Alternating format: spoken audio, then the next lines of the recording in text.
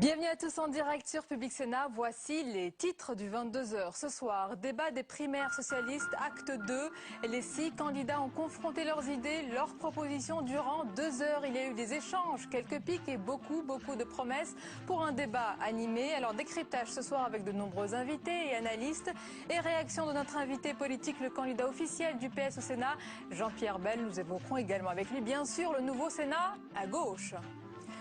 Le gouvernement avait certainement rêvé d'un tout autre budget à quelques mois de la présidentielle, mais la conjoncture économique et l'été meurtrier sur les marchés a tout balayé, laissant place à des arbitrages budgétaires encore plus stricts pour ramener le déficit public à 4,5% du PIB en 2012 et 3% en 2013. Les syndicats s'inquiètent des conséquences sur les salariés. Et puis a-t-il franchi la ligne jaune? Philippe Courroy, le procureur de Nanterre, est menacé d'être mis en examen dans le cadre de l'enquête sur la violation présumée des sources d'un journaliste du Monde. Celui qui était auparavant considéré comme un modèle d'indépendance a vu sa réputation minée par l'affaire Bettencourt. Bonsoir et merci d'être en notre compagnie ce soir. Plus d'échanges que la fois dernière, quelques pics, pas vraiment d'attaques frontales et beaucoup de propositions, notamment sur le terrain économique et social. Le deuxième débat des primaires a permis aux 6 candidats de détailler leur vision. Bérengère Danglas. C'est la lutte contre la crise qui a occupé la part la plus longue du débat et où les positions divergent le plus. Non, ces réponses-là sont beaucoup trop bureaucratiques et beaucoup trop longues. Moi, je veux inscrire dans la loi l'interdiction des licenciements boursiers. Quand j'entends tout ce qui a été essayé, qui a 50 ans et qui n'a pas marché, je dis nous sommes en train, quand on va dans cette direction, de porter atteinte à notre crédibilité et je ne suis absolument pas d'accord. Proposée par Manuel Valls, la TVA sociale ne fait pas l'unanimité non plus. Et si François Hollande est beaucoup moins concret dans ses propositions, il joue tout de même le maître d'école. Il y a des idées, c'est déjà beaucoup. C'est bien, non ? C'est bien. C'est le but de ces débats de primaire. Et c'est sur les affaires que finalement le ton monte, tandis que Martine Aubry réclame le respect de la présomption d'innocence. Montebourg monte au créneau. Vous savez, lorsque les socialistes à l'Assemblée nationale, dont je fais partie, ont demandé la démission de M. Woerth, il n'avait commis aucune infraction et la justice n'était même pas saisie. Moi, je ne l'ai pas demandé. J'en ai fait partie avec les autres, et y compris le président du groupe. Lorsque Mme Alliot-Marie a fait des bêtises en Tunisie, ce n'était pas une infraction pénale, nous avons demandé sa responsabilité politique. Pour le reste, sécurité et immigration, c'en est fini de l'angélisme. Tous les candidats reconnaissent qu'il faudra désormais être ferme. Et puis la question ce soir, qu'en ont pensé les militants socialistes? Quelle impression post-débat? Eh bien, nos équipes sont allées à leur rencontre à Paris, notamment dans le camp des aubristes et dans celui de François Hollande. Tous les détails avec Aurélien Romano. Ici, c'est le lieu des concerts, un lieu jeune, à l'image de l'axe principal de campagne de François Hollande. Des têtes d'affiche, mais surtout beaucoup de militants Internet qui réagissent en direct. Je pense que ça reste très respectueux, comme ce que je mettais dans un tweet. Ils sont encore assez respectueux, ils se tutoient, ils s'interpellent. Et je pense que c'est plutôt de très bon augure pour la suite. Pas de troupes galvanisées ici, à l'image de son favori, on prend de la hauteur. Autre ambiance chez les partisans de Martine Aubry, un lieu plus feutré, mais des troupes galvanisées. J'ai bien aimé quand elle a expliqué que certes on était dans un monde d'argent, mais qu'on ne pouvait pas tout faire avec l'argent et résoudre tous les problèmes avec l'argent. Je trouve bien reconnu la Martine Aubry que l'on connaît depuis de nombreuses années. Ici aussi, quelques soutiens connus, mais surtout une armée de petites mains qui veulent en découdre. Que François Hollande, malheureusement, dévie un petit peu et n'est pas très clair sur certaines questions, notamment sur la règle d'or, la loi cadre, etc. À la fin du débat, chacun a trouvé son candidat le meilleur, mais face aux petites attaques, les militants de Hollande le trouvent à la hauteur. Donc évidemment, il y a un peu d'agitation autour de lui dans ce débat, mais il ne va pas réagir à chaque proposition nouvelle. Non, il est toujours sur la même proposition. Verdict final le 9 octobre. Et pour évoquer ce deuxième débat, analyser la prestation des 6 candidats et leurs propositions, avec nous ce soir David Revaud-Dallon. Bonsoir. Bienvenue à vous, journaliste au Monde, spécialiste du PS. Alors, sur la forme déjà et de manière générale, comment vous avez vous-même trouvé ce débat ?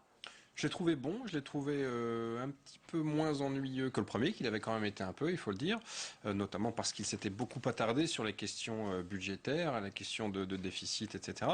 Là, on a balayé quand même l'ensemble des thématiques, l'économique, le social, le sociétal, la forme également qu'avaient choisi vos concurrents d'ITélé Europe 1 pour organiser ce débat, c'est-à-dire qui permettait... mais nous étions aussi de la partie avec les chaînes parlementaires.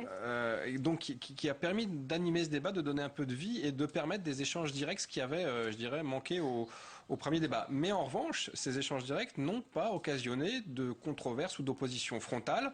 On va en parler, mais il y a eu évidemment des points de désaccord, des points de friction, mais ça s'est globalement très bien passé dans une très bonne tenue. La tenue correcte était d'ailleurs exigée et c'est ce qui s'est passé. Et je crois que c'est un bon point pour la primaire et pour les socialistes. Il n'y aura pas de petits meurtres entre camarades. Pour l'instant, il n'y en a pas eu ce soir du moins. Alors sur le fond, il y a eu beaucoup de propositions, d'échanges, notamment sur le terrain économique et social, parfois très techniques, c'était très fouillé. Est-ce qu'il y a de vraies divergences dans les solutions qu'ils apportent ou qu'ils veulent apporter à la crise? Sur le positionnement de base, non. Je crois qu'on est évidemment sur une option très régulatrice, redonner évidemment du rôle à la puissance publique, redorer le rôle des services publics. Je crois qu'on en parlera aussi avec Jean-Pierre Bel tout à l'heure sur le plan des collectivités territoriales. Mais globalement, sur cette base-là, ils sont d'accord. Après, il y a des détails, des positionnements un petit peu divers sur les façons de y parvenir.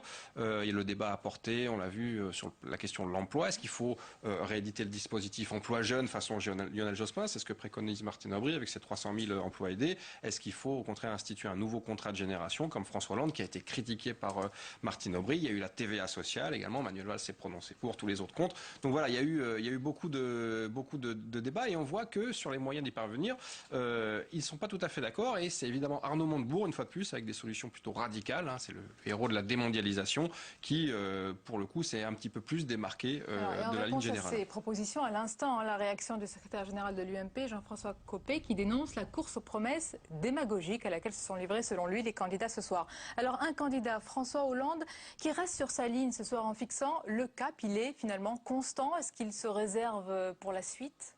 Je dirais que François Hollande a été extrêmement prudent ce soir. Et si je devais même livrer un diagnostic, je dirais qu'il n'a pas été le meilleur, loin de là. Pour moi, ceux qui ont marqué des points ce soir, ce sont Ségolène Royal, qui n'avait au contraire pas été bonne lors du premier débat, et Manuel Valls et Arnaud Montebourg, qui ont des positionnements très marqués. L'un à droite du parti PS, l'autre à gauche. François Hollande, qu'est-ce qu'il a fait ce soir? Il s'est surtout contenté, je dirais, de gérer son avance, comme on dit en football. Quand un club est leader du championnat avec quelques points d'avance, ça marche apparemment quand on regarde les sondages. C'était la stratégie, zéro prise de risque, ne pas faire de faute, ne pas faire l'erreur qui lui coûterait les quelques points fatidiques. De ce point de vue-là, c'est réussi. Maintenant, ça a un petit peu coûté, je pense, en clarté, en prise de position. Très clairement, il ne s'est pas avancé, n'a pas pris de risque et a géré en bon père de famille son avance. Bon, c'est de bonne guerre. Vous-même, quel moment vous retiendrez de ce deuxième débat? Quelle joute verbale? Quel moment peut-être d'émotion, s'il y en a eu? D'émotion, je n'irai pas jusque-là parce que les candidats étaient quand même extrêmement concentrés, évidemment. Il s'agit du deuxième tour. On est dans le money time. On est à 10 jours c'était le deuxième débat. On est à 10 jours du premier tour. Donc d'émotion, non. Après, il y a eu des échanges intéressants. Je pense notamment à l'échange sur le droit de vote des émigrés qui a été assez révélateur. Manuel Valls s'étant évidemment distingué de ses camarades, ayant pris une position plus radicale que les autres. Il y a eu l'échange entre Arnaud Montebourg et Martine Aubry sur le cas Guérini, bien sûr, qui n'était peut-être pas pour les non-initiés ou grand public très parlant, mais qui pour les observateurs de la vie politique était assez intéressant, puisque là, Arnaud Montebourg a cherché très clairement à faire trébucher, à mettre une peau de banane sur la route de Martine Aubry, et c'était relativement réussi puisqu'on a vu qu'elle n'a pas forcément très bien réussi à s'en dépêtrer. Est-ce qu'il y a aussi le moment entre Arnaud Montebourg et Manuel Valls sur peut-être une question un petit peu philosophique, être, ne pas être de gauche? Qui a le monopole de la gauche? Personne. Oui, alors là je dirais que c'est un petit peu le match des jeunes premiers, des jeunes quinquas entre guillemets, même s'ils n'ont que 49 ans pour l'instant. C'est une jeunesse qui dure pour ça. Effectivement, ce sont deux candidats qui sont sur une ligne tout à fait différentes, l'un à droite pour Manuel Valls, l'autre à gauche du parti pour Arnaud Montebourg, on l'a dit tout à l'heure, mais ils ont quand même en commun d'avoir le même âge et de se battre finalement pour incarner la relève face aux éléphants entre guillemets que sont Hollande, Aubry et Royal. Et là-dessus, évidemment, ils se rendent coup pour coup, et on a vu que Manuel Valls avait repris la fameuse formule du débat présidentiel historique en disant vous n'avez pas le monopole de la gauche à son ami Arnaud Montebourg, à son camarade Arnaud Montebourg qui l'accusait d'être effectivement à droite. Oui, effectivement, l'amour remplace le cœur. Merci beaucoup David Rovdalon. Restez avec nous, on va continuer à parler de cela. Je me tourne vers notre invité politique ce soir, candidat officiel du Parti socialiste à la présidence du Sénat, Jean-Pierre Bel. Bonsoir. Bonsoir. Bienvenue à vous. D'abord, merci de nous accorder pour le 22h de Public Sénat cet entretien avant l'élection de samedi. J'imagine que j'avais suivi avec beaucoup d'intérêt ce deuxième débat des primaires socialistes. Vous l'avez trouvé aussi trop prudent, François Hollande ? Non, je crois que David Rovdalon l'a bien expliqué. François Hollande est dans une position un peu différente. Vous savez, je pense qu'il est très important pour nous de faire entendre ce qui peut différencier les candidats les uns par rapport aux autres. Mais il faut surtout penser à l'après-primaire, à l'après-débat et l'après-primaire.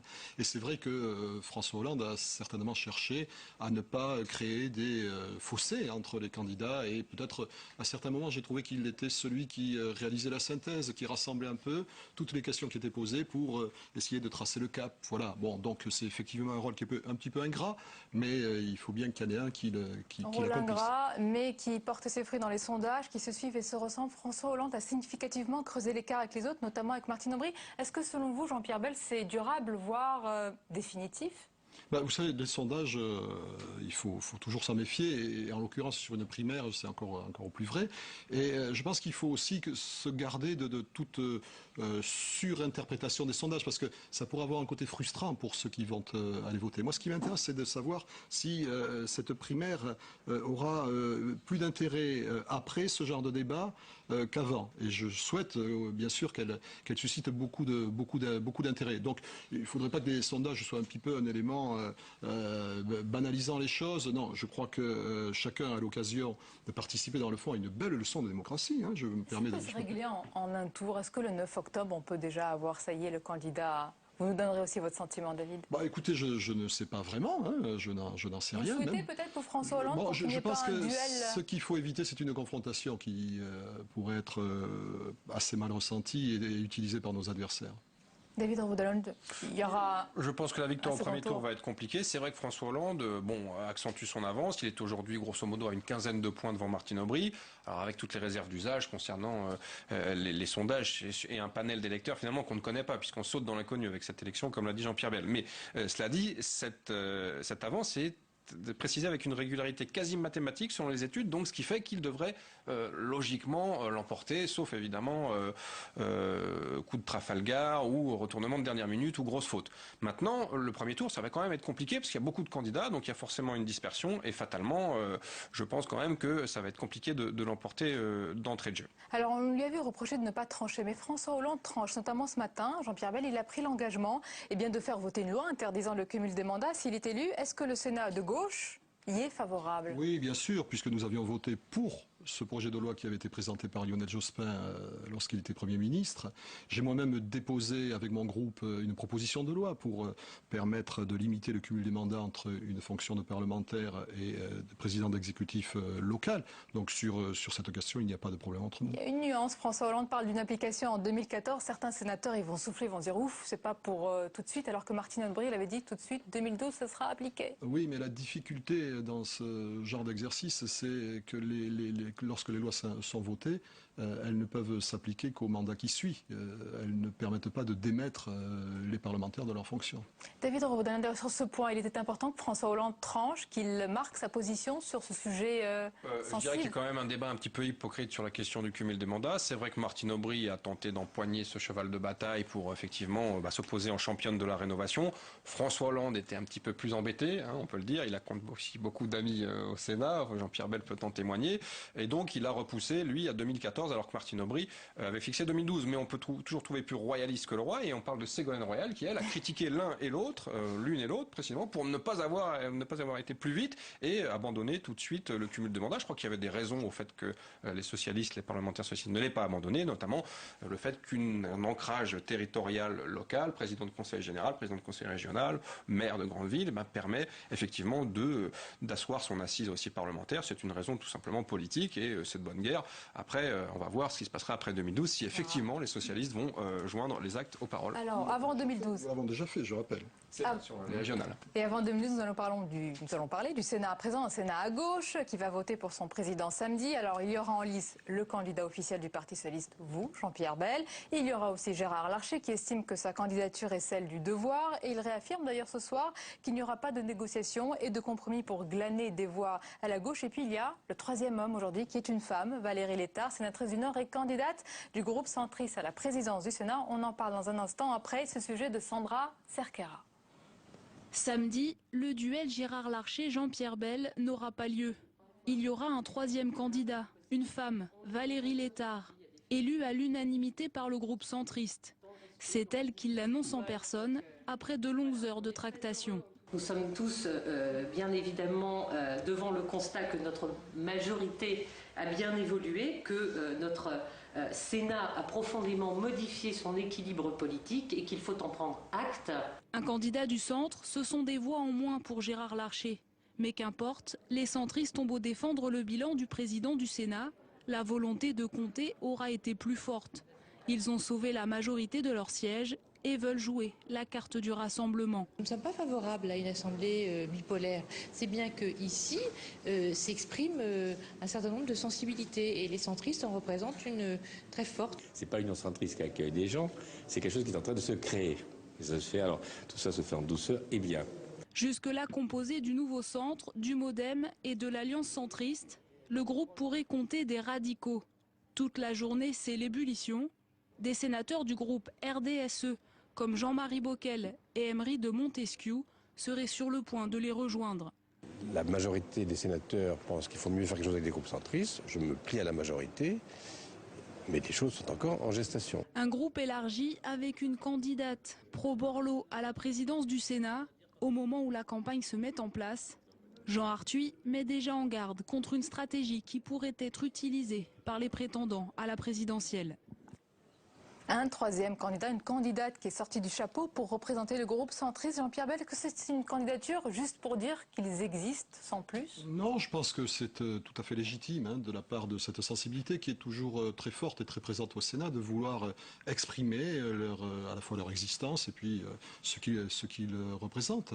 Le Sénat, en effet, ça a été dit par une sénatrice centriste, n'a pas toujours cette vision binaire, même si, vous le savez, je suis largement engagé dans ce combat politique entre ce que nous représentons, nous la gauche, et ce gouvernement. Et par conséquent, je crois qu'ils avaient tout à fait la liberté et la légitimité à être présents dans cette journée de samedi 1er Alors octobre. tout porte à croire que vous serez samedi le nouveau président du Sénat, sauf surprise, en entrant dans cette maison. Est-ce que vous imaginez un jour devenir le deuxième personnage de l'État ? Si votre question est de me demander si j'ai rêvé toute ma vie de devenir président du Sénat, je vais vous répondre non. Mais par contre, je peux vous dire que bien sûr, je me prépare depuis longtemps. Mon parcours à la fois électif dans ma région où j'étais maire, où j'étais conseiller général, où j'étais conseiller régional. Je précise qu'aujourd'hui je me suis appliqué le mandat unique, je ne suis que sénateur de mon département et président de mon groupe. Mon travail également au sein du Parti socialiste où j'ai exercé des responsabilités nationales. Les réflexions que j'ai pu avoir, notamment lorsque j'ai préparé le rapport sur les institutions à Ségolène Royat qui portait justement sur les problèmes du Parlement aujourd'hui et également quelques essais sur le bicamérisme à l'heure de l'alternance, le Sénat à l'heure de l'alternance, le bicamérisme rénové, m'ont préparé à une fonction qui est quand même une fonction extrêmement importante. Vous êtes prêt pour samedi. David Revaud-Dallon, justement sur ce parcours, c'est un long cheminement.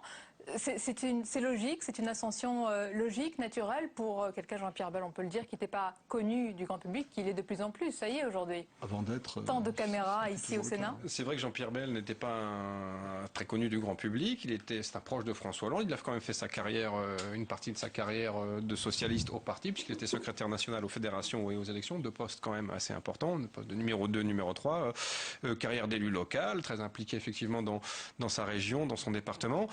c'est une carrière à la fois classique et en même temps, je dirais plutôt dans l'ombre. C'est pas quelqu'un qui a cherché à se mettre en avant, c'est quelqu'un qui a toujours cherché le consensus. C'est assez fin tactiquement. Ça, la recette. Assez fin tactiquement. Il n'est d'ailleurs pas pour rien, à mon avis, qu'il est proche de François Hollande.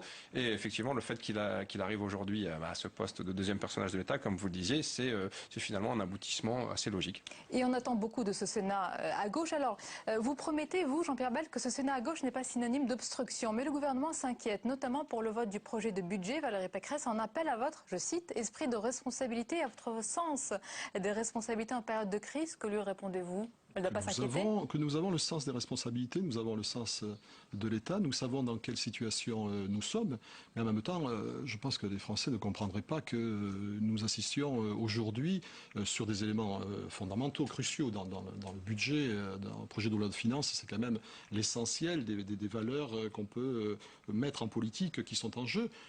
Je pense qu'il est nécessaire que l'opposition s'exprime, et elle s'exprimera sans complaisance, mais sans obstruction. Vous l'avez dit, c'est pas du tout notre état d'esprit, et que ce soit pour la gouvernance du Sénat que pour notre travail législatif, nous sommes une assemblée politique et nous ferons entendre une voix, certes indépendante, certes une voix, je l'espère, la plus forte possible, qui permettra, je pense, des choses plutôt constructives. Vous savez, un gouvernement a besoin aussi d'être un petit peu aiguillonné par son opposition.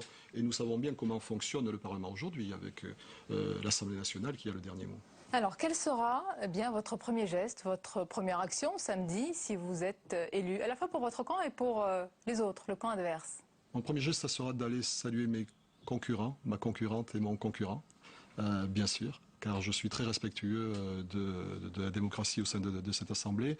Et peut-être la première action, ça sera de me tourner vers les élus locaux et d'essayer de renouer le contact avec eux, d'envoyer peut-être une lettre à tous les élus locaux. Je sais bien qu'ils sont 550 000 dans ce pays. Pourquoi? Parce que simplement, je pense qu'il faut que nous revenions dans un vrai dialogue, une vraie concertation. J'ai écouté, en particulier sur votre plateau, les sénateurs de gauche et de droite qui tous ont exprimé ce qu'ils ont ressenti, c'est-à-dire ce réel mécontentement qui est venu des territoires, ce désarroi même parfois, ce mécontentement. Eh bien, il faut travailler là-dessus, il faut les réunir. Nous préparons des états généraux des élus locaux qui peut-être seront, et si possible, j'aimerais bien qu'on puisse le faire, quelle que soit la sensibilité politique, car là, il faut échanger pour trouver une issue à cette réforme territoriale qui, je crois, pose beaucoup de problèmes. Pour terminer, est-ce que vous avez déjà arrêté votre avis, votre décision sur à qui attribuer la commission des finances du Sénat ou sur la formation d'un groupe vert ici au Sénat? Est-ce que vous allez le décider? Vous avez déjà une opinion? Comme vous le voyez peut-être un peu sur moi, je travaille beaucoup. Les journées sont pleines, je reçois beaucoup de monde, on discute beaucoup. Moi, je veux le faire dans l'échange. Je veux que cette maison garde sa particularité, c'est-à-dire la capacité de dialogue, de parler entre nous, de voir comment nous pouvons régler les problèmes tous ensemble. Et à l'issue, bien sûr, de ce dialogue, je serai amené à faire des propositions. À venir. Donc, dernière question, David Revaud-Dallon, sur ce nouveau Sénat de gauche, il sera constructif, il sera comment par rapport au gouvernement? Ça, c'est à Jean-Pierre Bel de le déterminer. Ce qui est sûr, c'est qu'il y a une situation politique extrêmement intéressante, inédite bien sûr, mais surtout parce qu'on est quand même à 9 mois d'une présidentielle et que ce basculement pourrait être le début de quelque chose et qu'il marque en tout cas un réel mécontentement. Les élus de droite l'ont d'ailleurs dit, et ce n'est pas pour rien que les territoires ruraux d'ailleurs ont infligé dans une certaine mesure un désaveu à la majorité actuelle. Donc effectivement, je crois qu'il y a quand même du point de vue de la majorité une sérieuse réflexion engagée sur les erreurs qui ont été réalisées depuis 2007. Merci beaucoup. Merci David Revaud-Dallon et merci Jean-Pierre Bel d'avoir accordé cet entretien à Public Sénat aux 22h. Merci à vous et puis rendez-vous samedi sur bien sûr notre antenne pour suivre en direct cette élection. On remercie d'ailleurs les téléspectateurs de plus en plus nombreux à nous suivre lors de ces grands événements comme dimanche dernier et à être fidèles aussi aux 22h à ce journal. Alors dans quelques instants, de nombreux invités vont nous rejoindre pour réagir à l'actualité de cette soirée avec le deuxième débat des primaires, réaction à suivre d'invités politiques écologistes. Oui, ils seront les partenaires du PS. Nous verrons donc ce qu'ils ont pensé de ce débat et puis réaction aussi de la droite avec la déléguée générale adjointe de l'UMP, Valérie Rousseau-Debord, c'est tout à l'heure. Mais d'abord, l'actualité du budget aujourd'hui, exercice difficile tant l'atonie de la croissance a laminé les marges de manœuvre du gouvernement. On voit tout cela avec Paul Bouffard. Budget virtuel, rencontre formelle, chacun va de son commentaire. François Baroin, ministre de l'économie, et Valérie Pécresse, ministre du budget, entament un long marathon impopulaire. Objectif, défendre leur projet de loi de finances 2012. C'est un projet qui est équilibré, c'est un projet de cohésion sociale puisque vous avez vu que nous tenons les engagements pris par le président d'augmenter l'allocation adulte handicapé, le minimum vieillesse et puis c'est surtout un budget historique parce que d'une année sur l'autre les dépenses de l'État vont baisser.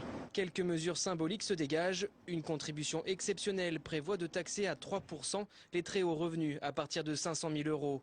Certains parlementaires souhaitent un seuil d'entrée plus bas.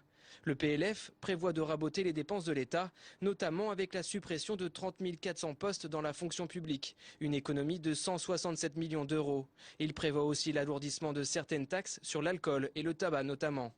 Les déficits doivent se réduire et qu'il faut tenir sa parole. On n'a pas le choix. Pourtant, un projet de rigueur en forme d'examen blanc, car il risque de ne pas survivre plus de 6 mois. Un Sénat à gauche, les débats parlementaires seront houleux. Le gouvernement risque bien de revoir sa copie. Au Sénat, avec la nouvelle majorité, nous amenderons le projet de loi de finances qui nous arrivera de l'Assemblée et bien sûr nous voterons le texte que nous aurons remis à l'endroit.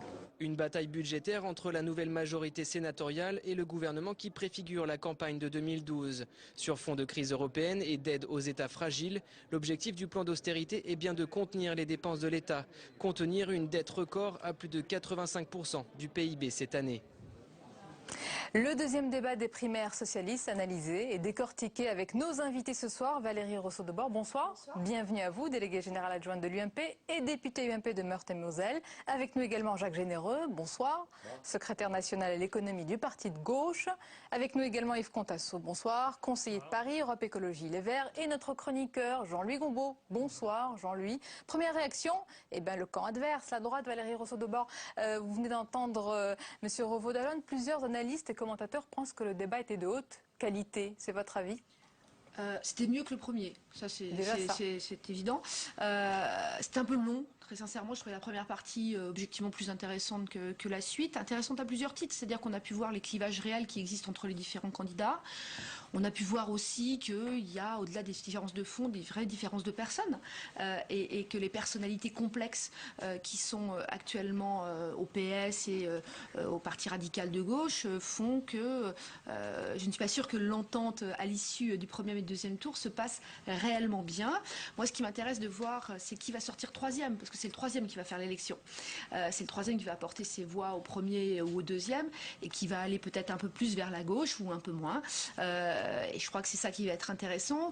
Ce que j'ai trouvé aussi intéressant, c'est que les deux têtes d'affiche, Madame Aubry et Monsieur Hollande, ne sont pas trop mouillés, pour dire les choses clairement, afin de sauvegarder certainement un certain nombre de voix. Entre les deux, qui sera le candidat le plus redoutable face à Nicolas Sarkozy ? Le plus redoutable, moi je crois que c'est Martine Aubry, parce qu'elle est très clivante pour nous, et je pense qu'elle attirera beaucoup plus à gauche.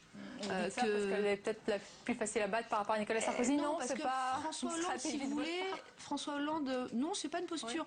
Ouais. François Hollande, si vous voulez, par ses différentes prises de position successives, a montré qu'en fait la crédibilité, pour le coup, n'était qu'une posture en la matière, pour lui, notamment sur les 60 000 contrats sur l'éducation nationale. Donc, il est assez facile en fait à démontrer son incrédibilité. Nous le verrons tout cela. Alors, Yves Contasso, conseiller de Paris, je l'avais dit, Europe Écologie Les Verts. Est-ce que vous vous êtes senti, vous, concerné, parce que vous êtes un partenaire de ce parti? Est-ce qu'il y a des thèmes là qui vous ont touché ce soir? Oui, je crois qu'au-delà des aspects environnementalistes, il y a toutes les autres questions qui nous intéressent bougrement. On est dans une situation économique et sociale dramatique, un chômage qui atteint des sommets, une situation du secteur financier catastrophique, quasiment plus de capacité de financer les entreprises. Donc on est vraiment là au bord du gouffre, je dirais. Donc ces questions-là, elles nous intéressent et c'est pas par hasard que nous on met l'accent sur ces questions économiques et sociales. Il y a un entente évidemment avec vos partenaires. Il y a des points sur lesquels on est d'accord, il y en a d'autres où on pense qu'un peu d'audace Alors les autres m'intéressent. Où est-ce qu'ils ont manqué d'audace ce soir, Je pense que par exemple, sur les questions de la dette, sur la question du financement de l'économie, aujourd'hui, il faut oser dire qu'on va revenir de manière beaucoup plus, je dirais, incitative et avec vigueur sur, par exemple, les 100 milliards de cadeaux fiscaux faits par M. Sarkozy, ce qui est considérable. 100 milliards, oui, ce sont les chiffres sur le bilan de M. Sarkozy depuis qu'il est président. Ah bon, on a deux économistes, ils vont nous le dire. Tout le monde le reconnaît que sur l'ensemble de son mandat, tous ceux qui ont regardé la fiscalité... tous les économistes, regardez. Mais non, mais un nom d'économiste. Écoutez, il y en a un seul, il y en a deux sur le plateau. Jean-Louis Gombault, et bien d'autres. C'est la Cour des comptes. Non, c'est la Cour des comptes. Enfin, oui, tout le monde dit que c'est 100 milliards, donc vous pouvez le nier, mais... La Cour des comptes, nous avons reçu M. Migaud la semaine dernière à l'Assemblée nationale, n'a absolument pas sorti ces chiffres-là. Ils l'ont publié en tout cas. Donc nous on dit qu'il faut revenir là-dessus, il ne faut pas avoir peur, effectivement, d'aller beaucoup plus loin. Taxer le capital au même niveau que les revenus du travail, c'est scandaleux aujourd'hui. Je vais donner un chiffre. Aujourd'hui, l'État français, c'est-à-dire nous, en réalité les contribuables, nous donnons 15 milliards d'euros par an au titre du paiement des intérêts de la dette au secteur financier français. Donc 15 milliards par an. Vous d'être plus créatifs, audacieux sur ce point. Ils ont manqué d'ambition, peut-être, selon vous. Jean-Louis Gombault, justement, il a été beaucoup question de dette, il a été beaucoup question de propositions sur le terrain économique et social. Dites-nous, sur les 6 candidats, qui a été le plus crédible, peut-être le plus audacieux? Je ne fais certainement pas. Je ne dirais pas qu'il était le plus crédible mais ce que je crois, c'est qu'on a vu des différences quand même. Et des différences, à mon avis, importantes. Évidemment, ce n'est pas sur cette affaire de contrat de progrès. Vous savez, même à l'UMP, vous avez des gens qui n'étaient pas pour baisser la TVA de la restauration, pour la défiscalisation des heures supplémentaires. Sur un certain nombre de mesures, on peut toujours trouver des différences. Ce n'est pas ça qui est important, même si ça pourra jouer dans la campagne, parce qu'on n'imagine pas Mme Aubry sur une tribune, mettons qu'elle ne soit pas choisie par les primaires, dire tous derrière François Hollande avec son contrat de progrès. Ça sera difficile. Mais au niveau de la pratique du gouvernement, il y a quand même une différence très très nette entre ces personnes. Notamment, il y a un clan interventionniste assez fort, où vous avez Monsieur Montebourg, bien entendu, Madame Ségolène Royal, et puis il y a un clan, je dirais, qui ne se rapproche plus de la social-démocratie traditionnelle, avec Madame Aubry et Monsieur... Donc oui, mais quand vous êtes dans une crise très forte, je crois qu'il ne sera pas, ça sera peut-être simple de rassembler tout le monde pour la présidentielle, mais une fois qu'il y a un gouvernement, il y a quand même des différences. Et dans ce lot, je termine là-dessus, il me semble que François Hollande s'est quand même s'est détaché. Par cette façon qu'il a, par exemple, de dire, oui, il y a beaucoup d'idées, puis il rassemble le tout, et il arrive à faire une espèce il arrive, après, il est crédible ou pas crédible, mais il arrive à faire une espèce de synthèse. Voilà. Justement, Jacques Généreux, le parti de gauche, vos partenaires aussi, les socialistes, comment vous avez vu ce débat? La prestation, j'imagine que vous l'avez beaucoup suivi, celle d'Arnaud Montebourg, qui se rapproche peut-être plus de vos idées. Alors, d'abord, ne comptez pas sur moi pour arbitrer. Je ne vous ai même pas posé la question. Et pour faire effectivement des comparaisons entre les différents candidats, etc. C'est l'affaire des socialistes. Nous ne sommes pas partenaires du Parti socialiste pour le moment, sauf au sens où nous sommes partenaires de tous les mouvements de gauche. En ce sens-là, oui. Quel mot vous préféreriez alors? Non, mais le Parti de gauche est dans le front de gauche, d'accord. Et donc il a un candidat qui est Jean-Luc Mélenchon. Et donc c'est pas à nous effectivement d'aller dire si c'est tel ou tel des candidats qui sont dans la bien sûr que non, qui sont dans la primaire socialiste, qui a le meilleur programme, etc. C'était une bonne question. C'est juste pour préciser, non, je ne sais pas un reproche que je précise la nature de ma présence ici. Et donc, en tant qu'économiste du parti de gauche et du front de gauche, je veux bien, en revanche, discuter et commenter justement des propositions qui sont faites. Et donc faire des remarques générales déjà sur ce débat. On a compris l'avant-propos. Parmi les remarques générales, là, j'ai un point d'accord avec Yves Contasso, c'est que on est quand même aujourd'hui dans une grave crise financière, dans une grave crise de la zone euro. Et voilà, curieusement, je trouve un ensemble de propositions, mais conformément à ce qu'il y a dans le projet socialiste, qui est singulièrement silencieux sur, en réalité, sur le diagnostic fondamental qui est porté sur cette crise, et ensuite sur qu'est-ce qu'on fait concrètement pour sortir les pays de la crise autrement que par l'austérité. Autrement dit, et je pense que ce qui me frappe aussi, c'est que le sujet de l'euro, tout ce qui tourne autour de l'Europe, est écarté, est oublié, sans doute pour éviter